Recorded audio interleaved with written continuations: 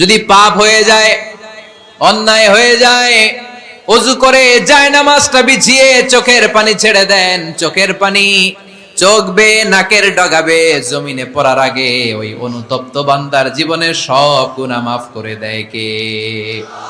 চোখের পানি ছেড়ে আল্লাহরে বলেন, আল্লাহ وَمَن يَغْفِرُ الذُّنُوبَ إِلَّا اللَّهُ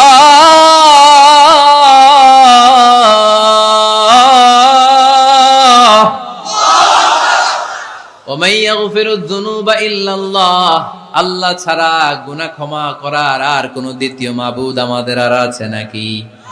চোখের পানি ছেড়ে দিয়ে আল্লাহরে ডেকে বলেন, আল্লাহ আমি ছাড়া তোমার গোলামের অভাব নাই। অভাব আছে? আমি ছাড়া তোমার বান্দার অভাব নাই, আমি ছাড়া তোমার গোলামের অভাব নাই, কিন্তু তুমি ছাড়া আমার কোনো রব নাই। ঠিক কি না?